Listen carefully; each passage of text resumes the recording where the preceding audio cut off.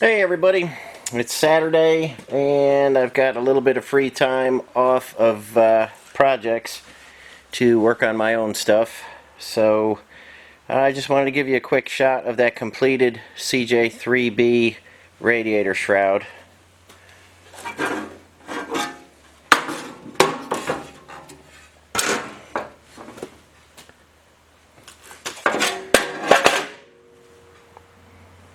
That is a very accurate reproduction of the original, and I just threw a little bit of black paint on it. And you can see the beads are in the proper place. We got that little step down there, that little joggle. Holes are in it to attach to the radiator, and that is ready to go. So, just thought you might have wanted to see the finished product there. I'm working a little bit on the snowblower Jeep today, and I've got to get some parts painted up and stuff and finished up. I'm working on a little detail work now. I've got to put the heater in there. And if anybody has a early CJ5, you know what those heaters look like. And they're always mangled up and stuff. You see all this new metal I had to make on this one.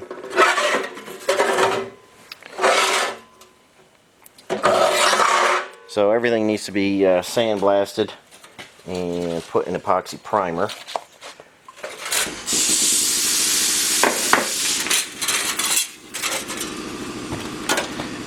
That's what that piece I made started out like, and I know there's a lot of these out there like this, and they just rust away. This is very thin and flimsy material. I made the reproduction part out of 18 gauge, and I'll prime it inside and out. Hopefully it'll last a while. That's what was left of the part that holds the blower motor. And a couple little pieces that get spot welded in, and they're a mess as well.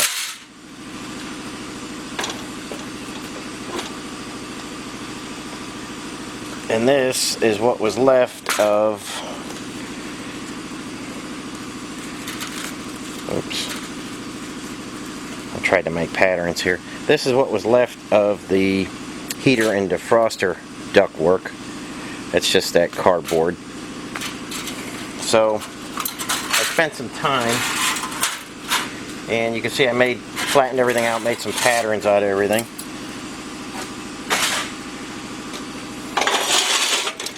And this is what I came up with. I just have everything Clecoed together right now.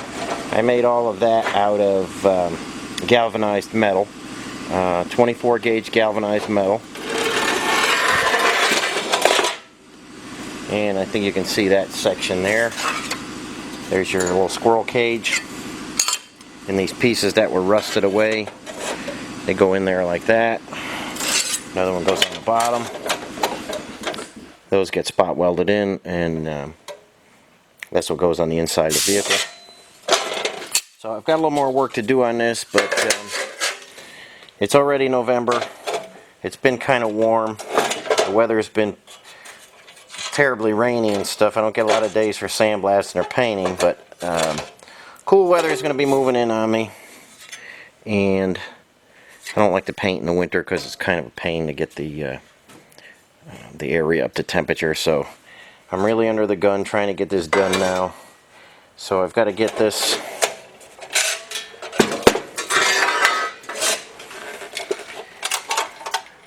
section welded up right now. And you see the defroster up top, and there's your little flapper there, so you could direct the air to the defroster or down to your feet. What little bit comes out, these aren't really great heaters, but I'm going to be testing a bunch of heaters on this Jeep. That's why I put the quick disconnect fittings on here. So I'm putting this one in first, and I'll probably leave this one, but I'm going to try some other ones out. I've got a few of them already, and they look real cheesy. So if they're not even worth trying, I'm not going to try them. But I've got a few coming in for different manufacturers that say they've got real good stuff. Haven't found a good one yet, so I think with the sheet metal ductwork and not losing a lot of air through that cardboard, I think this might be okay and might actually keep the windshield clear. But we'll see what happens. Here's the core. I tested this out. It is leak free and ready to go back in. So those are a couple little upgrades that I put to my heating system, and hopefully it'll pay off with better heat and defrost action. So I'm going to get that welded up now, but I'll take you over to the actual Jeep and show you what I've got done on that. Okay guys, I finally have some fenders on this snowblower Jeep. Kind of tight in here, but I've got some primer on them, and I've got the grill where it's supposed to be and the hood closing real nice.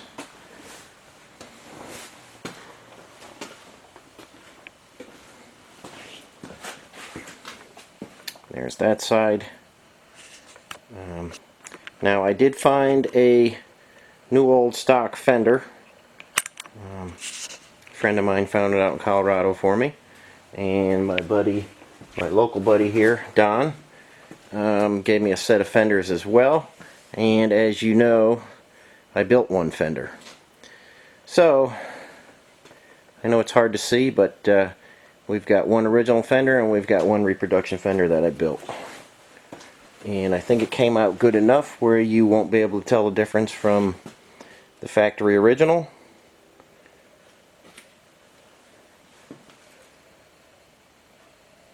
You remember me making the inside piece, and you remember me making the outside pieces there. So that's where I'm at on the actual Jeep itself. I've got a million little things to do. I'm cleaning up a lot of little parts, getting the air cleaner cleaned up, working on the heater. I want to get everything fit and put in there before I put any paint on it. So that's what's happening right now. And I'm going to get some pieces of that heater welded up, and I'll be right back with you. Okay, there's our heater ductwork all welded up, screwed together. And I am going to seam seal all the seams and all the areas where any air could escape.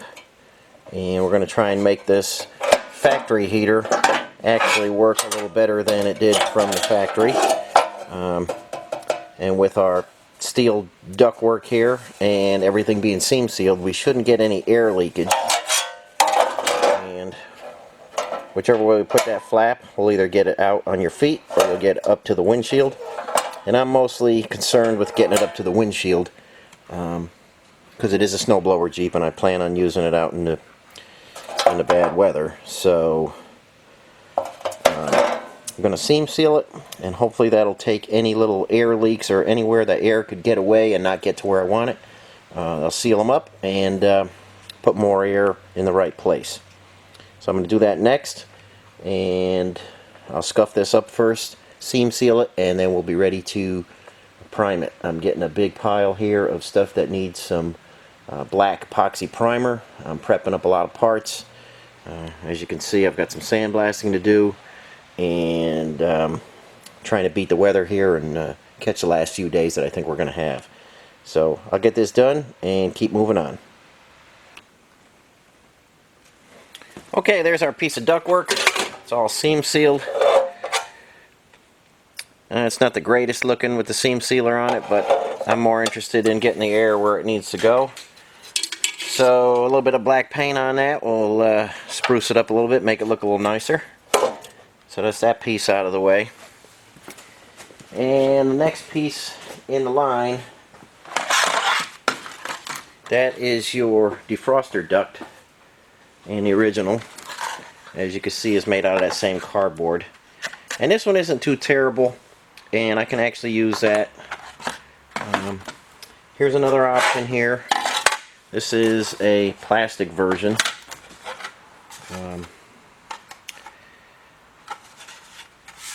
The only trouble you have with the plastic version, I think you can see that's where your hose connects.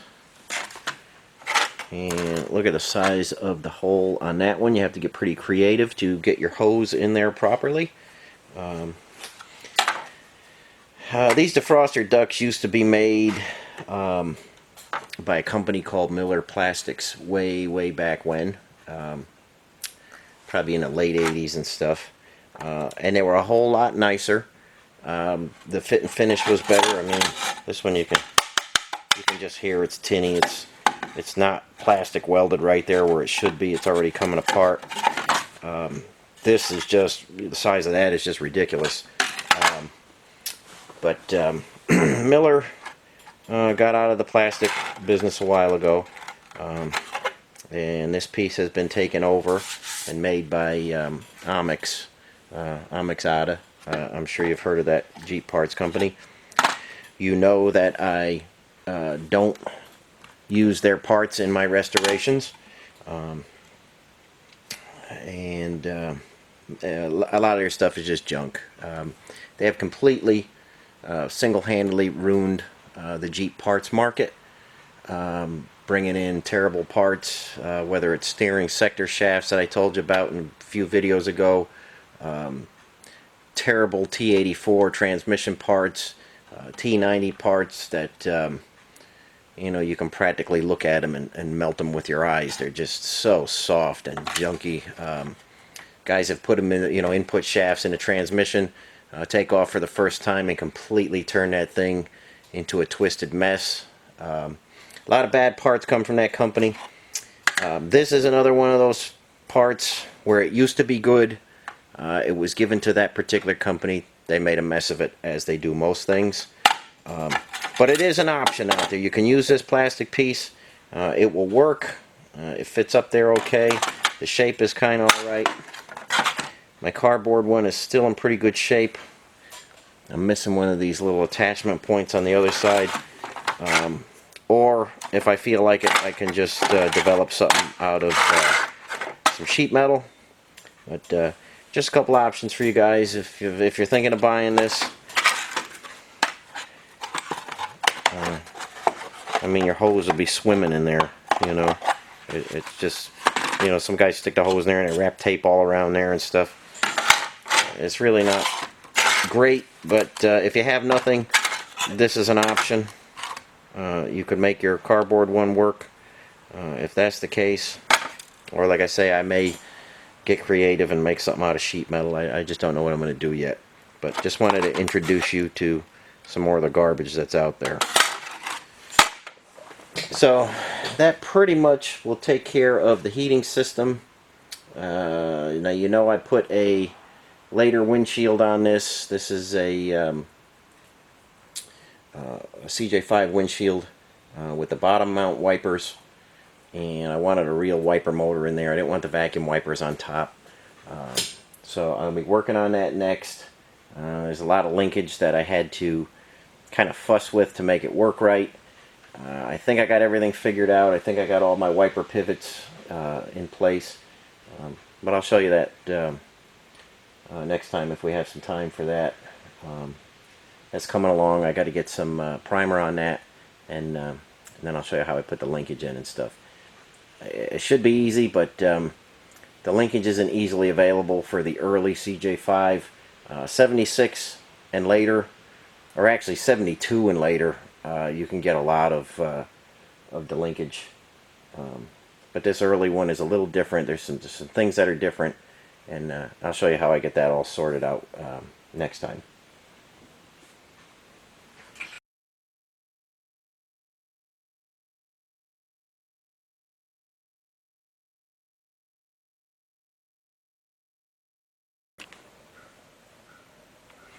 Okay, I'm working on getting that heater installed because that takes up a fair amount of space under the dashboard there.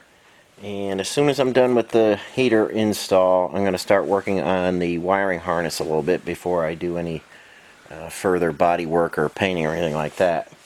I'm using a painless harness in this snowblower Jeep. The stock wiring harnesses. They're out there. There's a couple different people making them. They're not bad. It's just not what I want to use on this particular one. I do like the painless stuff. It's very nice. I like the modern wire. There's going to be two charging systems on this Jeep. We've got the Wisconsin motor is going to have its own alternator, and I'm going to put a bigger alternator on that so I can run my lighting and everything off of the Wisconsin engine. And I'm going to keep the original generator, as you know, in the Jeep itself. It's just easier to mount the high-low Jeep pump right to the generator. It works out real nice, and generators are fairly long life. You know, I don't have trouble with them. I like them. Not a high output, but like I say, I'm going to run the lighting and stuff like that off of the Wisconsin. Maybe just some smaller lights off of the generator. So first thing I need to do is get the fuse block mounted, and I'll see where I can mount that once I get the heater in there. Most times when I do Jeeps I don't put heaters in them, but this one, like I say, being a cold weather vehicle, it needs the heater, and I'm going to leave some extra room in case I change heater configurations. So this has everything you need. There's 22 circuits in this kit, and this is part number 10105, 74 and earlier. It works great on basically anything that you're not keeping stock. This is the way to go. Much easier than making your own harness. And guys ask me about that all the time, if they should make their own harness or not. I like the painless kit. Super high quality wiring. A nice terminated fuse block. I mean, you can spend your time doing that, but it's just a whole lot easier to get it in a kit.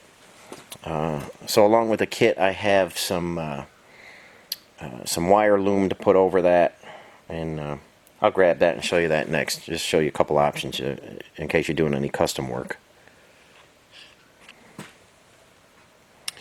Okay, when you're doing any kind of wiring other than a factory harness, it's nice to have some good like a wire wrap kit.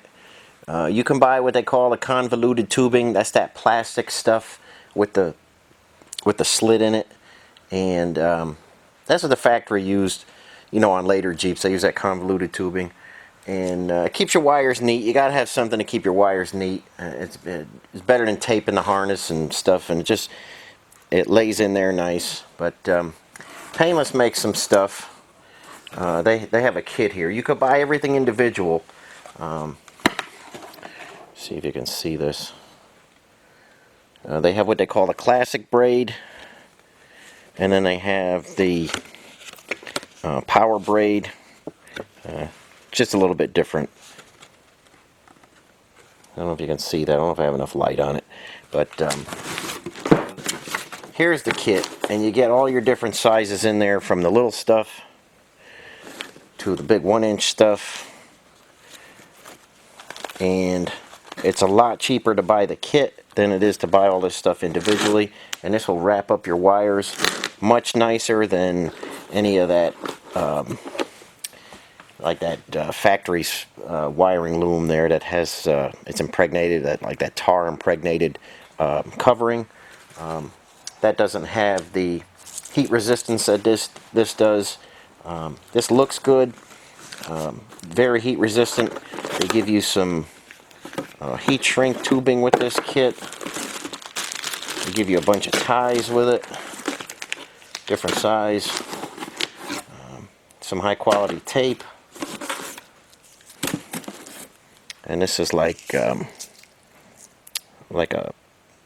cold weld tape and stuff to make real nice joints. And like I say, you get plenty of stuff to do an entire vehicle, from the big to the little.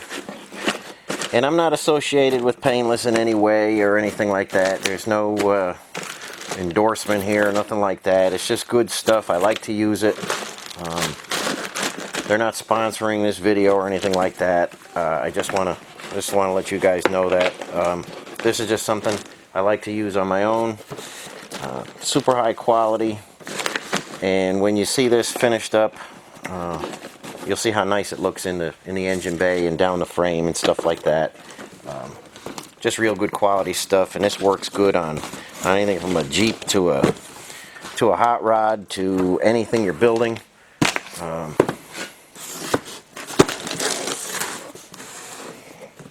think you can see the part numbers on there. I don't know. That's a part number 70970.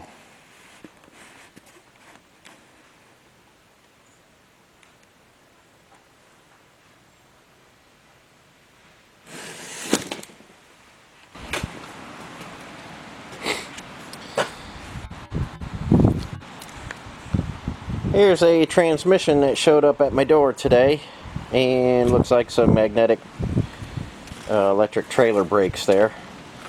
Nobody left a note, so if there's any local guys out there that dropped this off, I would appreciate knowing who it belongs to. This happens quite a bit, from tires to brakes to transmissions. I get a lot of stuff dropped off, but it's always helpful if I get a note with it. So if anybody recognizes this as their own, let me know what you need done or what's happening with it, and I'll get on it for you. Okay guys, that's all I got for you today. I'm just going to use the rest of the Saturday to tinker along on that snowblower Jeep, and I will bring you updates as they become available. Okay, thanks for watching. We'll catch you on the next video.